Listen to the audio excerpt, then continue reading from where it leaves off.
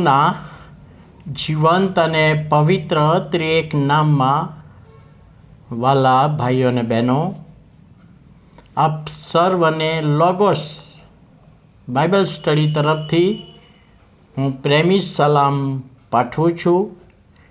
અને આજનો દિવસ એટલે 2025ના વર્ષનો 23મો દિવસ, 23 જાન્યુઆરી 2025 અને ગુરુવારનો આ નવો દિવસ આપણા જીવનમાં પ્રભુએ બતાવ્યો માટે પ્રભુનો ખૂબ આભાર માનીએ છીએ. સફળતાની એક ચાવી. કઈ ચાવી સફળતાની? તો કહે છે કાબેલ માણસોથી ડરશો નહીં.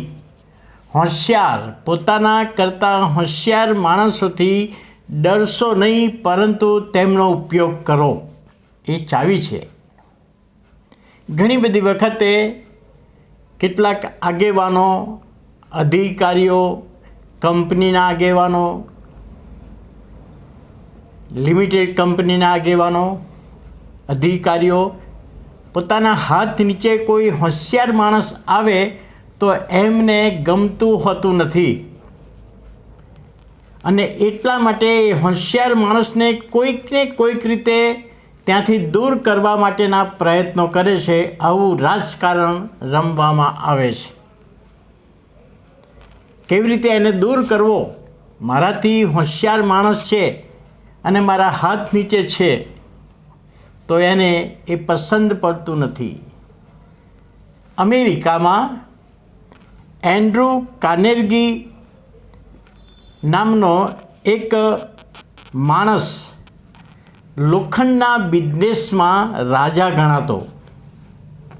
લોખંડના ઉદ્યોગમાં તે એટલું બધું કમાયો કે સૌથી વધુ ધનવાન માણસની ગણના થઈ એની, અને બહુ સફળ થયો. ઘણી બધી લોખંડની કંપનીઓ નાખી એણે.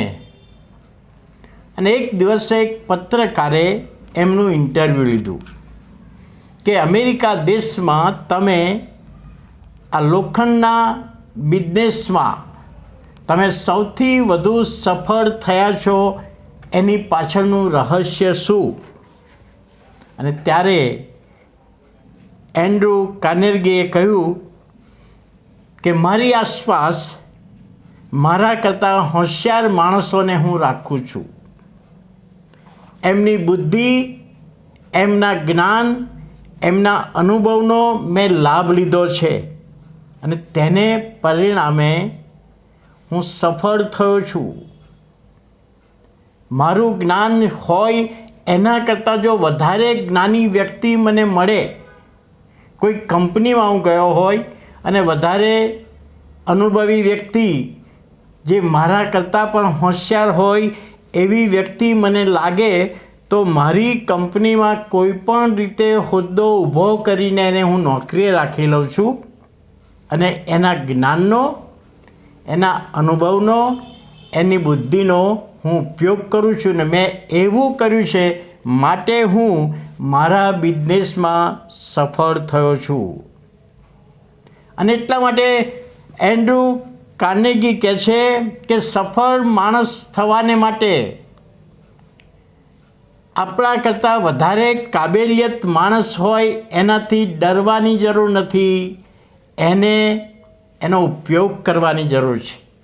અને મારા બિઝનેસમાં એન્ડ્રુ કાર્નેગી કહે છે, મારા બિઝનેસમાં મેં એ જ વિચાર્યું અને એ જ કર્યું છે.